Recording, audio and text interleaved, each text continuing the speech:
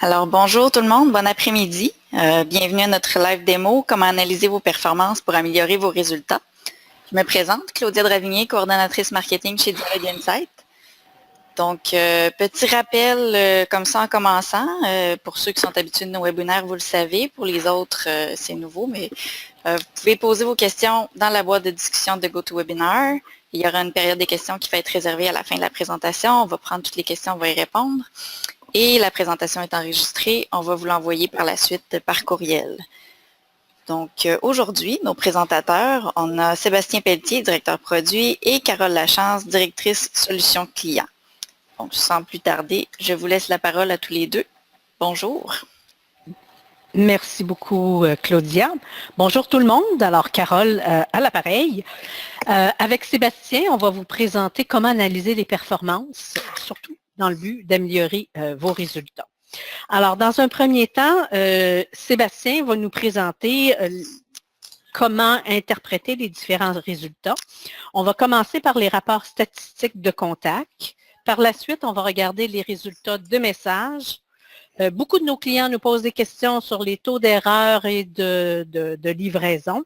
Donc, on va passer un petit peu de temps là-dessus.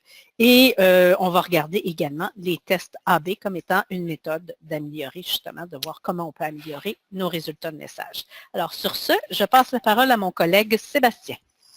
Bonjour à tous. Merci d'être présents aujourd'hui. Comme Carole le disait, nous allons commencer par la section des rapports contacts. Il y a sûrement des gens qui le connaissent déjà. On va le regarder un peu plus en détail ici. Donc, sous la section résultats contacts, c'est cette page-ci, vous avez une vue d'ensemble de vos contacts totales, à quoi ils sont abonnés, si vous avez le centre de consentement, les acquisitions de contacts par mois, etc., les sources de désabonnement. Donc, ce qu'on voit en premier ici, le premier tableau, si vous avez le centre de consentement ou pas, vous avez quand même le tableau, mais affiché différemment. Avec le centre de consentement, vous allez avoir les gens, le nombre de personnes qui ont un abonnement, qui peuvent recevoir une communication de votre part, et ceux qui sont non admissibles à recevoir les messages, ceux qui ont carrément pas d'abonnement. Pour ceux qui n'ont pas le centre de consentement, c'est tout simplement les abonnés versus les désabonnés. C'est le seul statut qu'ils ont. Parce qu'avec le centre de consentement, on peut gérer plusieurs types de communication dans un même projet. Donc, l'abonnement et consentement implicite, ça vous permet de voir pour votre total de liste de contacts, 9767 ici, combien a au moins un abonnement. Nous, dans notre cas, on en a à peu près 6 ou 7 dans ce coin-là. Donc, ceux qui en ont au moins un, on peut atteindre 3875 personnes. Avec un consentement implicite, pour ceux qui en ont, on en a 2000. Puis là, on a les autres chiffres sans abonnement et consentement implicite, c'est des gens qu'on n'a pas encore le statut. Donc, on pourrait les inviter d'une quelconque façon, peut-être par des formulaires d'abonnement, à s'abonner à nos communications, et ils rentraient à ce moment-là avec au moins un abonnement. Et les non admissibles, c'est ceux, entre autres, qui se sont désabonnés, qui ont fait des plaintes spam, que leur courriel n'existe plus, etc. Donc, si vous cliquez sur l'œil, de l'œil qui présente l'icône à tous les tableaux, vous allez pouvoir accéder à une section plus complète où vous allez pouvoir, sauf celle-ci, préciser une période de temps et voir plus de détails. Entre autres, ici, j'ai cliqué sur les abonnements implicites. On voit ici dans le tableau du bas, pour chacun de mes abonnements que j'offre à mes contacts par mes formulaires d'abonnement, par exemple, je vois pour chacun combien j'ai de contacts abonnés. Donc, par exemple, pour l'infolettre, invitation aux événements, par exemple, qu'on s'est sûrement servi pour faire l'invitation au webinaire, j'ai 1966 personnes que je peux communiquer les invitations de webinaire, par exemple. Et si vous cliquez sur une des lignes, vous allez voir la liste des contacts correspondants. Même chose pour les implicites. Si vous avez des règles, vous allez ici, on voit qu'on a, nous, dans notre compte, les utilisateurs, en majorité, 3151. Qu'on peut communiquer, nos prospects et nos clients, et scènes et consentements implicites. Donc, tous ces graphiques-là, vous avez l'option d'exporter en Excel pour les partager, par exemple. Si nous revenons au contact, le tableau d'ensuite, vous allez avoir les deux tableaux au sujet de l'acquisition de contacts, ce qui veut dire les nouveaux contacts dans votre projet par mois. Ici, on a 6 derniers mois. Avec les comptes d'œil, on peut préciser une période plus grande. Donc, c'est vraiment l'acquisition, des nouveaux contacts qui sont créés dans votre liste par mois. Donc, ici, on voit en février 2018, 139 nouveaux contacts dans ma base de données. Présentement, on n'a pas les sources d'acquisition, mais on a un projet en cours avec le développement pour les ajouter. Un peu de la même manière qu'on voit à la droite, on a les sources par import, manuel, par formulaire, processus. On a dans les plans d'ajouter les sources d'acquisition aussi. À la droite, les sources d'abonnement. Donc, toujours en lien avec la loi C28, si vous avez le centre de consentement, pour les abonnements, vous voyez par quelles sources ont été faits. Par exemple, ici, on voit qu'en majorité, j'ai abonné mes gens par import. Il y en a quelques-uns que j'ai fait manuellement dans la plateforme, donc en allant dans la fiche du contact et en l'abonnant, et par les processus, qui est tous les processus de formulaire d'abonnement, formulaire de mise à jour, les concours, les formulaires d'activité où qu'on offre en s'inscrivant à une activité, voulez-vous vous inscrire, par exemple, aussi à l'infolettre de Dialogue Insight. Et si on va dans l'icône d'œil, la section à elle seule, ici vous pouvez préciser une période en particulier que vous voulez consulter les données, dernière année, 6 derniers mois, le dernier mois, etc. Et une option supplémentaire pour filtrer sur vos abonnements.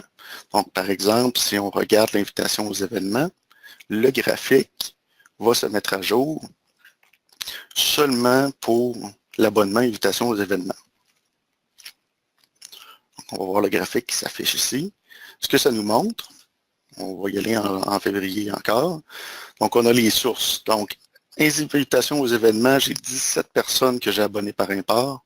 J'ai 27 personnes qui se sont abonnées par eux-mêmes par des processus formulaires, par exemple, formulaire d'abonnement, ici. Et j'en ai pas de manuel ici pour le mois de février. Et si vous voulez, à certains endroits dans la plateforme, dans les statistiques d'envoi de messages qu'on va voir tout à l'heure, on a aussi ça. On peut segmenter les graphiques par des données sur nos contacts. Par exemple, je voudrais voir les données ici par langue, les segmenter. Donc, j'ai mon champ langue dans ma base de données, je viens le sélectionner ici et je lui donne un titre à mon nouveau graphique. Et les résultats vont être séparés pour consulter les français et anglais. Donc, on voit ici, par processus, j'ai les anglais. Donc, c'est ma valeur dans ma base de données pour indiquer l'anglais. Le F, c'est pour français. Donc, en français, en majorité, les gens se sont abonnés en français sur mes processus, mes formulaires. 172 et ici 52 pour la période dernière année. Donc, vous pouvez segmenter, ici j'ai le champ langue, mais vous pouvez segmenter sur n'importe quel champ que vous avez dans le profil des contacts. On a pays ici, je pourrais le faire. Entreprise, par exemple, la province, le sexe, etc. Et vous pouvez rajouter plus qu'un graphique aussi.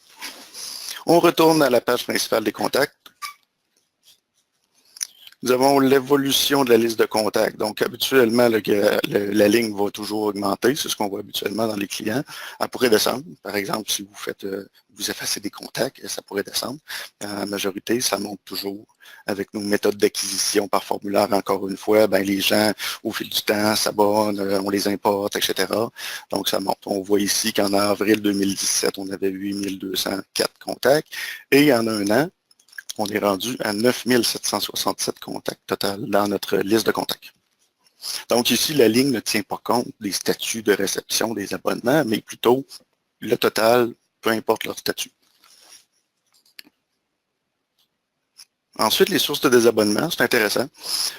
Ici, on voit les sources par différentes manières. Donc, les gens peuvent se désabonner, évidemment, du désabonnement de Dialogue Insight, le lien habituel qu'on met dans les courriels, mais ils peuvent se désabonner aussi d'une autre manière. Par exemple, List Unsubscribe. Ce que ça veut dire, c'est le terme technique ici. Je vais vous montrer concrètement c'est quoi la List Unsubscribe. J'ai un exemple ici dans Hotmail. Les courriels qui sont envoyés par Dialogue Insight, évidemment, vous mettez le lien de désabonnement dans le bas de vos courriels, mais les clients courriels comme lui, ici, Outlook, par exemple, surtout les webmails, va offrir aussi un lien pour se désabonner. Vous recevez trop de courriels, se désabonner. Donc, Gmail va offrir la même chose, par exemple, et l'action de cliquer dessus ici au lieu du bas du courriel fait la même chose au final dans la plateforme Dialogue Insight, va désabonner le contact au type de communication qu'il a reçu. Donc, c'est juste catégorisé différemment dans les statistiques sous List and Subscribe. Ça veut dire le bouton que Outlook off, Gmail off, etc. Yahoo aussi l'off. Donc, par les processus, ça va être par des formulaires de mise à jour, par exemple, manuellement par un utilisateur qui ouvre la fiche contact dans la plateforme Dialogue Insight pour le désabonner, par import. Et nous avons finalement le rapport FBL qui veut dire la personne a reçu un courriel et a dit ceci est un courriel indésirable, a fait une plainte spam. Encore une fois, si je retourne dans Outlook, c'est lorsque les gens identifient les courriels comme indésirables, fait une plainte spam. Donc, c'est retourné et nous plaçons le contact en désabonnement.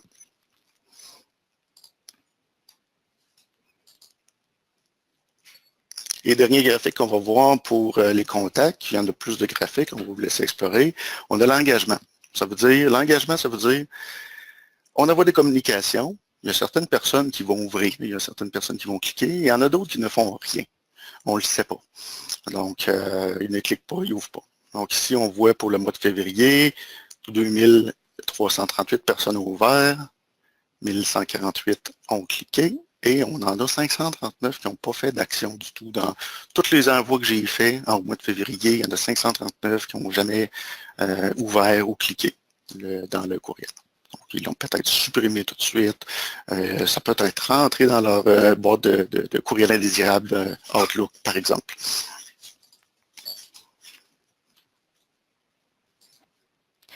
Peut-être, Sébastien, parler un peu de quand les gens... une ouverture est calculée comment chez Dialogue Insight? Oui. L'ouverture est... on a une perte d'ouverture, en fait, parce que dans les courriels qu'on envoie, ça fonctionne avec une image dans les courriels, que lorsque les images sont téléchargées, on sait que l'ouverture s'est faite. Donc, c'est une image qui est invisible, qui est automatiquement insérée. Je ne sais pas si j'ai un exemple ici, mes images sont affichées, mais par exemple, on reçoit le courriel, les images ne sont pas affichées. Nous avons un lien en haut, OK, affiche les images. C'est à ce moment-là que l'image est téléchargée et qu'on le sait. Donc, même si la personne voit le courriel comme ça sans les images, nous, techniquement, le système ne peut pas le savoir. Donc, on ne sait pas s'il l'a ouvert. Aussi, si les gens ne téléchargent pas l'image, mais par contre, va cliquer sur un lien, on calcule le clic, évidemment, mais on calcule aussi que la personne l'a ouvert. Donc, on calcule l'ouverture par ce fait-là. Donc, si la personne télécharge les images ou clique sur un lien, on sait que la personne a ouvert le message et l'a vu. Donc, il y aura un certain pourcentage assez minime des gens qui ne cliquent pas et qui ne téléchargent pas les images que la plateforme ne peut pas savoir en réalité. Merci. OK, donc on a vu quelques graphiques ici. Vous allez pouvoir explorer. Il y en a un petit peu plus rapidement comme ça pour ceux qui utilisent pointage, les personas, etc. Donc, vous allez voir aussi des graphiques reliés à ça. Les personas, si vous l'avez défini, vous allez voir le nombre total pour chacun, etc. Donc, on en a quelques-uns, nous, qu'on leur a donné des noms selon des critères de personas. Et on en a des 251, par exemple, Ashley, où on pourrait cibler les Ashley tout simplement, et leur envoyer des communications personnalisées. Avant de passer aux statistiques sur les messages, j'aimerais mentionner, parce qu'on a plusieurs clients qui nous posent la question, tout à l'heure, quand Sébastien vous a parlé des personnes qui n'étaient pas engagées, c'est-à-dire les personnes qui ne rouvrent pas, qui ne cliquent pas, qui ne font aucune action sur le courriel. Donc, souvent, j'ai des clients qui disent, j'ai un gros volume de personnes qui semblent pu être actif avec mes courriels. Et à ce moment-là, nous, ce qu'on vous propose, c'est de faire une campagne spécifique de réengagement pour essayer de recapter l'attention des gens. Alors, pourquoi est-ce qu'ils ne cliquent pas, comme mentionnait Sébastien, ça peut être pour toutes sortes de raisons, techniques ou par manque d'intérêt. Quand on fait une campagne de réengagement, dans le fond, c'est pour essayer justement de réactiver l'intérêt de nos abonnés ou de nos clients. Donc, on le propose parce qu'à un moment donné, j'ai eu des clients qui ont dit, par rapport à mon nombre de contacts, dans ma liste de contacts, mes résultats d'ouverture puis de messages diminuent. C'est sûr que si on conserve dans la base de données des clients inactifs. Moi, j'appelle ça du bois mort, c'est-à-dire des gens qui sont plus intéressés. Quand j'ai dit client, j'aurais dû dire contact. Des gens qui sont plus intéressés par notre offre de service. Des fois, vaut mieux et qui ne se sont pas, pour une raison quelconque, se sont pas des abonnés. Après un certain effort de réengagement, bien, parfois, ça vaut la peine de carrément les supprimer. De toute façon, ces gens-là ont toujours la possibilité de se réabonner lorsqu'ils redeviennent intéressés pour une raison à votre offre de service. Ça fait en sorte que ça améliore aussi un petit peu les statistiques, surtout quand on a à les présenter à notre direction.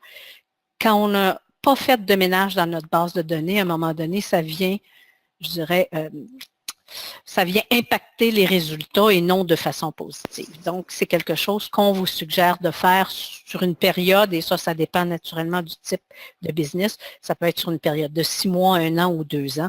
Mais comme toute base de données, c'est bien de faire de temps en temps un ménage. Mais avant de faire le ménage, d'essayer de regagner les gens qui, en cours de route, se sont désengagés. Oui. Puis dans ce sens-là, on prévoit rajouter, pour ceux qui utilisent le marketing automatisé, un nouveau modèle, justement, de réengagement. Le marketing automatisé qui va automatiser le ciblage de ces gens-là pour les inviter, par exemple, « Hey, ça fait longtemps que qu'on le demande. On a communiqué avec vous, peu importe, et on offre peut-être l'envoi d'un courriel pour confirmer leur abonnement, leur intérêt, un rappel, et le marketing automatisé peut automatiquement, par après, désabonner la personne pour les retirer des envois. Donc, ce que ça va faire, ça va augmenter votre taux d'ouverture dans les prochaines communications et votre taux de clic par le fait même sûrement. Et vous avez aussi dans les groupes des critères d'engagement que vous pouvez cibler les contacts. Par exemple, sur la fréquence de réception des courriels et sur la récence de réception. Donc, il y a des critères à ce propos-là pour le ciblage. Donc, éventuellement, dans les marketing automatisés, si je vais rapidement créer un scénario, il va apparaître un nouveau modèle de scénario aussi de réengagement que vous allez pouvoir configurer et activer.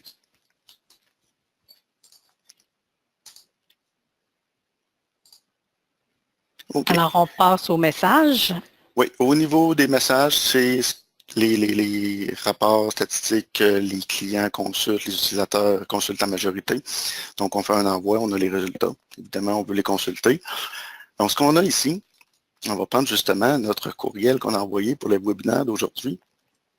Donc, pour ceux qui ne connaissaient pas la fonctionnalité, et quand on a la liste ici d'affichés, on peut choisir d'afficher les pourcentages ou les quantités d'ouverture et de clic. Donc, ça l'ajoute la colonne ouverture et clic et on a rapidement d'un coup d'œil, sans ouvrir la page de rapport, l'ouverture et les clics. Donc, on voit dans l'envoi 28% d'ouverture avec 13% de clics. Si on double-clique, évidemment, on arrive dans les statistiques de ce message-là, en particulier notre message live démo d'aujourd'hui. Donc, ce qu'on avait beaucoup comme question, Carole, c'est d'avoir qu'est-ce qui est un bon taux d'ouverture et de clic. Exact.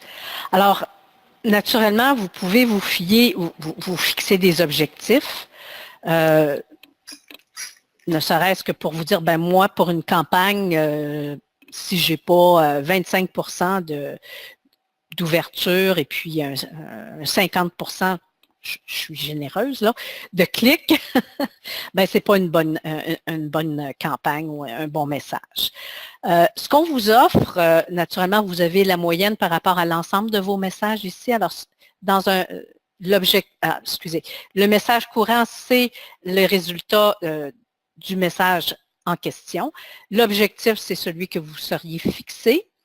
La moyenne, c'est une moyenne calculée sur l'ensemble des messages de ce type de communication. Et finalement, comparé à l'industrie, c'est que nous, chez Dialogue Insight, on calcule la moyenne des taux d'ouverture et de clic pour toutes les entreprises clientes qui sont dans un secteur d'activité donnée. Alors ici, vous voyez la liste des secteurs que vous pouvez sélectionner. Donc, vous pouvez vous comparer à l'ensemble des clients, ce n'est pas nécessairement des statistiques nord-américaines, bien qu'on a comparé avec des études qui qui sont faites de façon régulière et nos statistiques sont quand même pas mal proches de ce qui est présenté par des firmes de sondage. Donc, c'est un moyen aussi de voir est-ce que mes messages sont efficaces, est-ce que je me positionne bien par rapport à l'industrie. Oui. Donc, ce que ça indique ici, comme Carole l'a dit, le message courant, si vous ne voyez pas le tableau qu'on est en train de montrer, vous cliquez simplement sur performance ici. Ça se peut que le graphique soit fermé selon vos préférences. Donc, comparé à tous les envois que j'ai fait de type invitation aux événements webinaires, ma moyenne de tout ça depuis que je fais des envois, c'est 26% de clics, 11%. Et mon objectif que je peux configurer, donc je mets le pourcentage d'objectif ici pour le faire. Donc, ce que ça me dit, c'est que ma flèche par en haut me dit je suis plus haut. Mon résultat de 28,3% est plus élevé que mon objectif de 27. Ah, c'est ça, oui, j'ai fait comme un petit blanc ici. Mon message courant est... C'est pour ça que je suis là, Sébastien. Mon message courant est plus grand que l'objectif est plus haut et je suis plus bas présentement que mon objectif. Et par rapport à la moyenne, je suis plus haut dans les ouvertures et les clics. Et comparé à l'industrie, donc la moyenne des envois de sociétés interentreprises, je suis plus bas. Et je suis plus haut pour les clics, par contre. Donc, pour chacun des types de communication, vous pouvez vous mettre un objectif différent et vous fiez là-dessus, vous faites des tests de courriel, par exemple, avec des campagnes AB Split qu'on va voir tout à l'heure pour optimiser vos courriels, les rendre plus intéressants. Donc, vous allez voir votre taux d'objectif, votre taux d'ouverture monter ou descendre. Ensuite, beaucoup de questions qu'on a à propos des statistiques, c'est au sujet des erreurs de livraison. Donc, on envoie un message. On cible des contacts, donc en tout 2825 par exemple ici.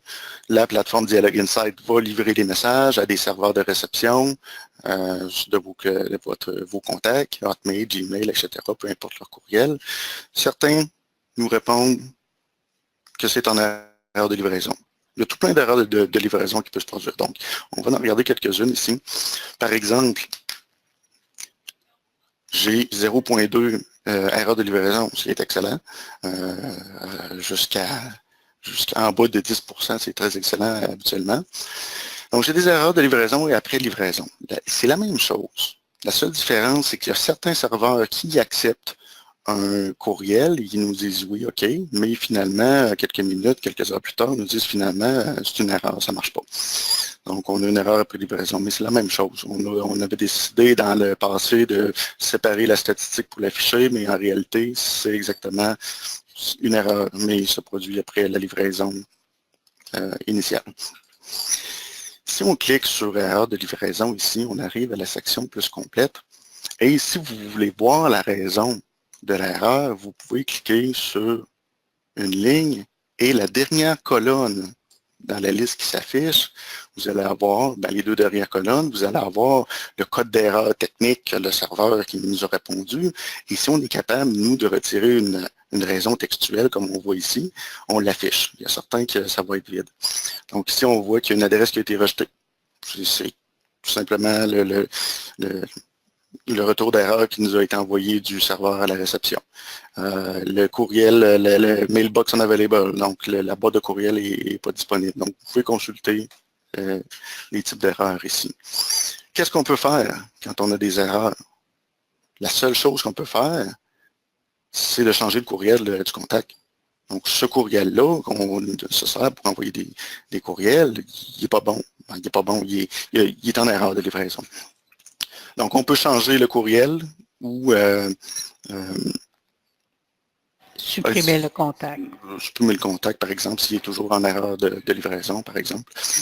Donc, on en parlait un petit peu justement des erreurs répétitives. Donc, les erreurs de livraison, c'est normal. Il y en a tous les envois que l'on fait. J'ai très rarement vu 0 erreur de livraison dans un envoi. Il y en a toujours. des erreurs de livraison, ça peut se produire à répétition. Il y en a certains qui ont eu une erreur de livraison pour une semaine, un contact, c'est pas accepté, et la semaine d'après, dans nos envois, ça fonctionne. Ça peut être, par exemple, une boîte de courriel qui était pleine, peu importe la raison, puis c'est réglé de leur côté sur leur serveur et ça fonctionne maintenant. Mais il y en a d'autres qui sont à répétition, toujours en erreur de livraison dans tous nos envois qu'on fait. Donc, on a mis en place, que vous avez peut-être vu dans une communication qu'on a fait précédemment, un nouveau type de quarantaine qui s'applique sur les erreurs répétitives qu'on voit ici à la droite. Donc, ce que ça fait ici, les contacts qui sont en erreur de livraison consécutive, par exemple 10 fois de suite dans les envois, ils ne reçoivent jamais. Donc, notre système va les mettre en quarantaine. Donc, ça veut dire, en quarantaine, on n'envoie plus, sont exclus des futurs envois, tout simplement. Donc, ça va réduire notre taux d'erreur et on va avoir des contacts en quarantaine qu'on pourrait éventuellement changer leur courriel pour réentrer dans les communications. Donc, c'est un petit peu différent de la quarantaine habituelle qui existe depuis toujours. Donc, la quarantaine sur les courriels inexistants. Donc, on envoie une communication, le serveur nous répond, ce courriel-là n'existe plus, ça peut être une personne qui ne travaille plus dans cette entreprise-là. Donc, on reçoit un code d'erreur particulier qui exclut en quarantaine les contacts, les futurs envois. J'ai déjà vu un client qui avait des erreurs systématiques pour tous les employés, c'était dans le business-to-business, l'interentreprise, où le serveur de cette entreprise-là bloquait systématiquement les courriels en provenance de notre client puis de notre plateforme. Donc, la raison était inconnue, c'était probablement le pare-feu qui était configuré pour empêcher certains courriels. Et donc, moi, ce que j'ai suggéré aux clients, c'est communique avec cette entreprise-là, les services des TI, pour débloquer vos courriels. Disons que là, c'était vraiment exceptionnel parce qu'il y avait un grand lot d'adresses courriels qui appartenaient à ce nom de domaine-là. Mais c'est des choses qui peuvent arriver également. Oui. Oui, excuse-moi. Okay. Donc, je pense, Carole, on a fait le tour des erreurs quarantaine. Ça va. Oui. Je ne sais pas s'il y avait quelque chose. Si jamais vous avez des questions, à la fin, on pourra y répondre. OK, ça marche. Donc, évidemment, dans les statistiques, on a les ouvertures, les clics. On va avoir les ouvertures uniques, les ouvertures totales. La même chose pour les clics uniques, les clics totaux. Ce qu'on voit ici, par contre, au sommaire de la page, c'est les ouvertures uniques et les clics uniques. Donc, si on clique sur une section, par exemple, message ouvert, on arrive dans la section supplémentaire où on va voir encore plus de détails. Par exemple, message ouvert. Mais là, j'arrive à une section que je peux consulter les taux d'ouverture, les ouvertures multiples. Donc, on voit par exemple des gens qui ouvrent 2 fois, qui ouvrent 3 fois, 6 fois, etc. Donc, on peut voir ici une statistique plus avancée et les plateformes pour les ouvertures. C'est le même principe pour les clics. On va voir les taux de clics, les clics multiples et les plateformes. Donc, tout graphique ici, pour ceux qui ne le savaient pas, on peut, les graphiques ici, on peut cliquer dessus pour accéder à une section supplémentaire avec plus de détails. Les liens aussi, on peut cliquer dessus. Et évidemment, les clics, on veut savoir où dans le courriel les gens ont cliqué. Donc, évidemment, on a le tableau qui est ici avec toute la liste des liens par ordre de préférence. En majorité, les gens ont cliqué sur le « Oui, je veux assister au webinaire », mais on a une section plus visuelle pour voir l'impact du courriel. Si vous venez dans le sous-menu ici en haut, sous « Impact », on revoit le courriel visuellement avec les zones cliquées.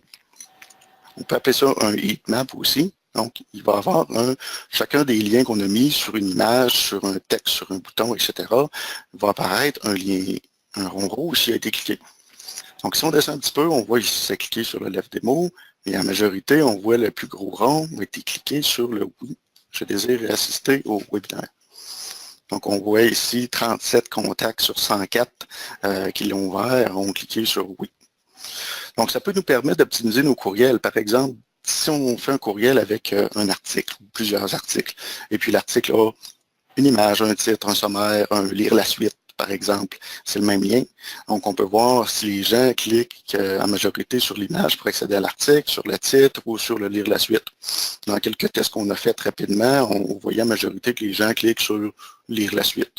Mais n'ont pas le réflexe de cliquer sur l'image de l'article ou sur le titre. Donc, ça peut nous permettre de faire quelques optimisations dans ce sens-là. Par exemple, si on voit que les gens cliquent seulement sur lire la suite, on pourrait décider de ne pas mettre le lien sur le titre et l'image pour nous réduire le temps de montage de l'infolette, par exemple. Ça nous empêche de mettre des liens à plusieurs endroits inutiles.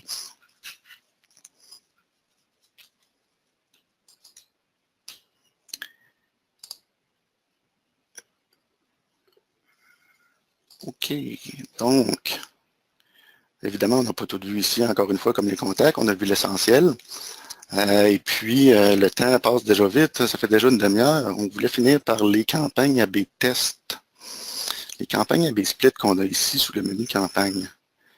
Carole, veux-tu débuter par quelque chose? Ou... Non, tu peux y aller. Moi, ce que j'aimerais mentionner aussi, c'est que si jamais vous n'avez pas le temps de faire des AB split, ce qu'on vous suggère, c'est regarder les messages qui ont le meilleur taux, puis essayer d'analyser qu'est-ce qui a bien fonctionné par rapport à ceux qui ont le plus faible taux. Alors, il y a des éléments qui peuvent être intéressants à regarder. Alors, la précision de mon message, sa longueur. Idéalement, il faut garder ça le plus court possible et le plus précis possible. Est-ce qu'on a des verbes d'action? Est-ce qu'il y a un certain sentiment d'urgence? Bon, naturellement, on parle toujours de créativité pour susciter la curiosité. Est-ce qu'on a personnalisé? Ce sont tous des éléments, des critères sur lesquels vous pouvez vous baser, autant en développant une campagne AB split que, si vous n'avez pas le temps, de comparer des messages passés qui ont eu des résultats excellents versus piètres. Oui. Je te laisse la parole. Oui. Dans le fond, le but des campagnes AB split, c'est d'optimiser nos communications, faire des tests pour voir qu'est-ce qui marche le plus, puis par itération, améliorer à chaque fois. Donc, campagne AB split, ici, je suis dans la page des résultats. Ma campagne est finie, mais une campagne, en fait, c'est des contacts et au moins 2 messages que je veux tester. Donc, évidemment, mes messages doivent être faits, je dois avoir mes contacts. Ici, le test qui a été fait, c'est 2 courriels. Ils sont pareils ici. Mais ce qui a été fait, c'est seulement le sujet du courriel qui a été modifié pour voir l'impact. Donc, je crois que dans l'exemple ici, c'est un sujet de message qui était personnalisé avec le prénom de la personne et un autre qui était générique. Donc, on voit ici celui personnalisé. On voit les statistiques, ouverture 29 comparativement à 26 pour l'autre. On voit qu'il y a plus d'ouverture et de clics même avec le sujet de message personnalisé. Et ici, j'ai mon petit trophée, j'ai ma petite bannière avec mon numéro 1 parce que je dis prioriser les ouvertures. Je peux dire prioriser les clics, mais ça va me dire c'est lui aussi parce qu'il y a plus de clics. Pour ceux qui ont e-commerce, il peut y avoir des revenus associés à un envoi de courriel, donc on pourrait prioriser sur les revenus. On verrait que lui, par exemple, a généré plus de revenus que l'autre courriel. Donc, ça nous permet de faire des tests comme ça. Donc, on voit ici qu'avec un sujet de courriel personnalisé, et c'est le cas dans l'industrie, en parle, qui sont personnalisés, c'est plus engageant pour les contacts. Bien, on voit ici l'exemple qu'une personnalisation a un meilleur impact sur l'engagement, sur les ouvertures et les clics. Donc là, habituellement, on fait 2 tests, 2 courriels, mais vous pouvez tester 3 courriels, c'est plus rare, etc., 4 courriels. Donc, ça peut être un test sur le sujet comme on a fait ici, ça peut être un test sur l'emplacement des éléments du contenu dans notre courriel placés différemment. Par exemple, l'image, la grosse image, on aurait pu la placer en deuxième, par exemple, des choses comme ça, sur la couleur, sur le texte. Donc, c'est à vous de mettre en place les tests que vous voulez voir pour mesurer l'impact que ça a sur l'engagement.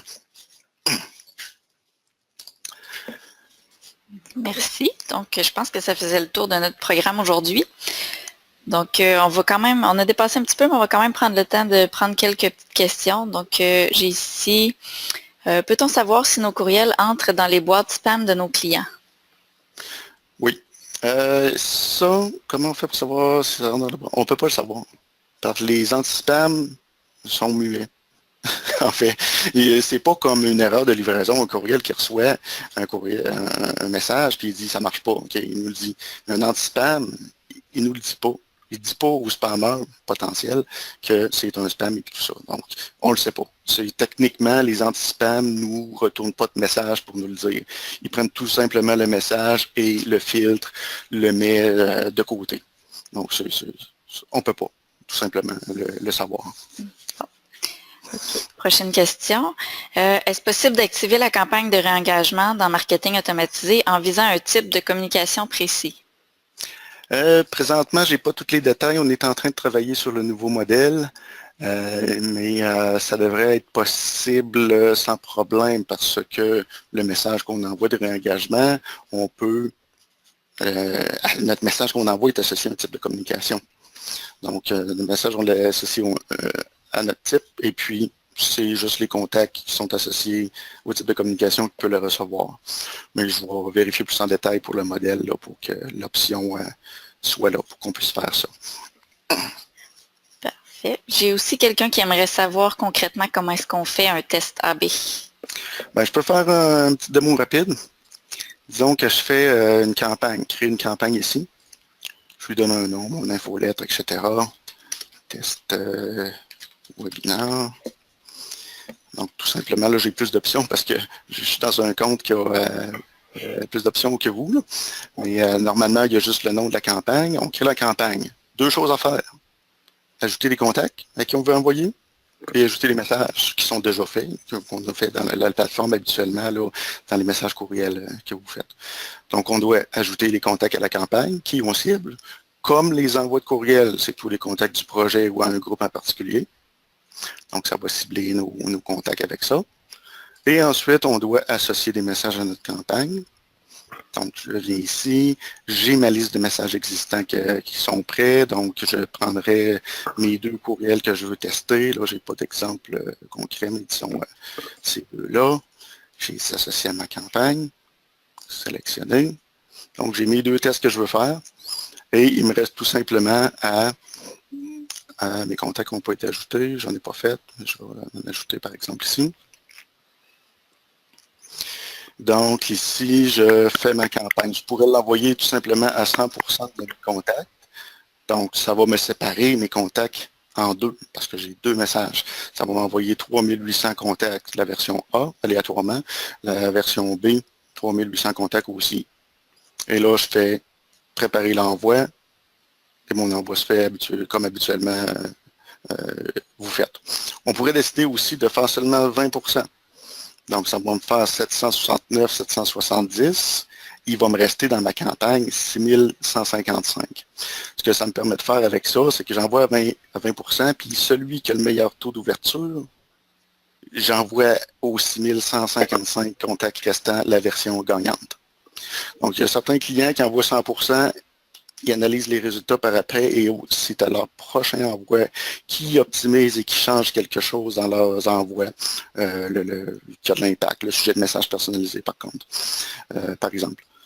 Mais il y en a d'autres qui ils font un test de 30% et ils prennent la décision, par exemple, 5 heures, 6 heures après l'envoi initial de 20%. OK, on envoie la version A parce qu'elle a le meilleur taux d'ouverture. Les 6000 vont recevoir la meilleure version. En complément, vous avez dans l'aide en ligne les indications sur comment procéder dans une campagne AB split. Oui, en fait, l'aide en ligne, on peut le mentionner, renferme beaucoup d'informations. Si jamais vous avez besoin de savoir comment quelque chose fonctionne, vous êtes pris, vous allez dans l'aide en ligne, vous tapez votre recherche, puis ça sort les résultats. Donc, je pense que Sébastien était en train d'aller montrer, oui. Oui, bien, pour ceux qui ne savaient pas, c'est un nouvel outil d'être en ligne avec une recherche beaucoup plus facile. Par exemple, si on cherche un mot-clé, ça va nous sortir des articles et on a aussi les par sujet. Donc ici, on parle d'erreurs pour les pages de destination, on parle d'erreurs pour les résultats statistiques de messages, comprendre les erreurs de livraison comme on a vu présentement. Donc ça nous sort... l'outil de recherche est beaucoup plus avancé que ce qu'on avait avant. Donc, je vous recommande de donner un essai à cette nouvelle aide en ligne pour trouver ce que vous voulez. Et dernière chose, avant de finir rapidement, si vous consultez un article, je vous invite à voter. Voter. Vous dire oui ou non si l'article a été utile pour vous, s'il manque quelque chose, etc. Ça va nous aider à améliorer l'aide en ligne avec ça, modifier les articles pour qu'ils soient plus faciles pour vous. Super. Donc, on a déjà dépassé de 10 minutes notre temps. Alors, on ne gardera pas les gens plus longtemps. Si vous avez d'autres questions, n'hésitez pas à nous les faire parvenir là, par courriel ou à appeler ici au support ou votre directeur de compte, gestionnaire de projet. On est très accessible. Donc, merci à tous. Et puis, je vous rappelle encore une fois que l'enregistrement va être disponible. On va vous l'envoyer par courriel là, probablement dans la journée de demain. Alors, merci Sébastien, merci Carole, merci à tout le monde. Merci beaucoup. Au revoir. Bonne journée. Bonne journée.